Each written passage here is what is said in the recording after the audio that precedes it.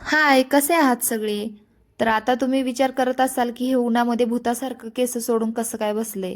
तर सांगते तुम्हाला आणि माझे केस बघून तुमच्या पण मनात हाच विचार आला असणार आहे, की एक वेळ झाडणी बरी, पण ही केस काय आहेत?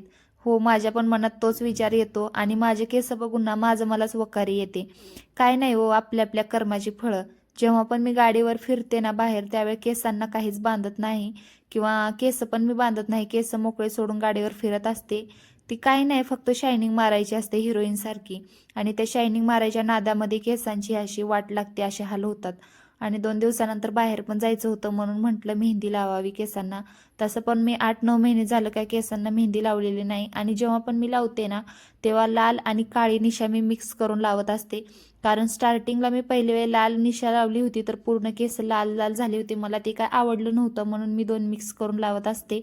आणि ब्रशनं लावत होते तर समोर लागलं व्यवस्थित, पण मागच्या साईडला काय लावाय जमत नव्हतं मला म्हणून मी हातांनीच लावलं. आणि काळ्या मेहंदीमध्ये लाल मेहंदी मिक्स असते त्यामुळे हात काही जास्त काळे होत नाहीत. थोडेफार झालेले पण साबणाने हात स्वच्छ धुल्यानंतर ते निघून जातं, लाल लाल दिसायला लागतात, काळे जास्त करून दिसत नाहीत. आणि ना कंगव्याच्या मोठ्या साईडने मी केस विंचरून बांधून घेतले. तसं तरी ह्या पॉकेटवरती फक्त 15 मिनिटच मेहंदी ठेवा असं लिहिलेलं, पण मी अर्धा तास मेहंदी ठेवली केसांमध्ये. वाळू दिली आणि तोपर्यंत घरातलं सगळं जे काही काम होतं ना ते मी आवरून घेतलं. कपडे धुवून ठेवले होते सो ते वाळत घालायचे होते, ते कपडे वगैरे वाळून घेतले. आणि जेव्हा पण आपण हेअर वॉश करतो ना मेहंदी लावल्याच्या नंतर, त्यावेळी पहिल्या दिवशी कधीच शॅम्पू यूज करायची नाही. हेअर वॉश करून दुसऱ्या दिवशी शॅम्पू यूज करायची. आणि मी फक्त पाण्यानेच हेअर वॉश करून घेतलं, केस वगैरे पुसून घेतले. आणि ना आता उद्या मी शॅम्पूने हेअर वॉश करणार आणि सरकार आल्याच्या नंतर दोघांना बाहेर पण जायचं होतं. दोघं बाहेर गेलो. आमच्या नवीन गाडीला रेडियम करून घ्यायचं होतं. भरपूर दिवस झालं तसंच राहत होतं म्हणून मग आज कुठेतरी म्हटलं करून घ्यावं आणि दोघे पण बाहेर गेलो होते. ती माझी अशी नाटकं चाललेली होती. आणि मग नंतर ना आमच्या जुन्या गाडीवर देशमुख सरकार असं नाव लिहिलेलं होतं आणि शिवशाही पण होतं. पण नवीन गाडीला शिवशाही लिहिण्यासाठी कुठे जागा नव्हती म्हणून म्हटलं फक्त देशमुख सरकारच टाकावं. आणि ज्यावेळी त्यांनी देशमुख हे असं चिपकवलं ना त्यावेळी मला ते आहे त्यामुळे ते थोडासा गॅप वाटला. मी सरकारांना बोलले तर सरकार बोलले की तो गॅप नाही आहे, ते तसं छान दिसतंय, असू दे.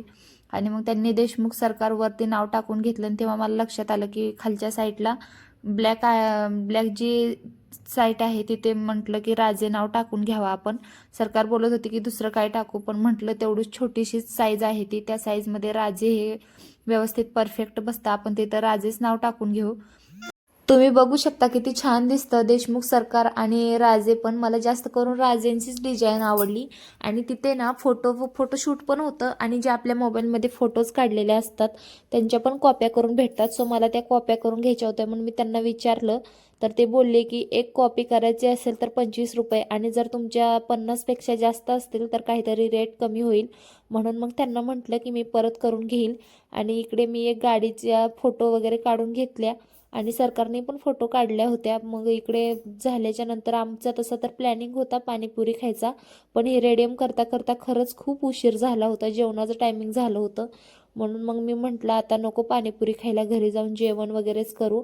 जेवण मीच जाते वेळेसच बनवून ठेवलं होतं कारण यायला खूप उशीर होईल हे मला पहिलंच माहिती होतं. आणि आमच्या गाडीवरचे हे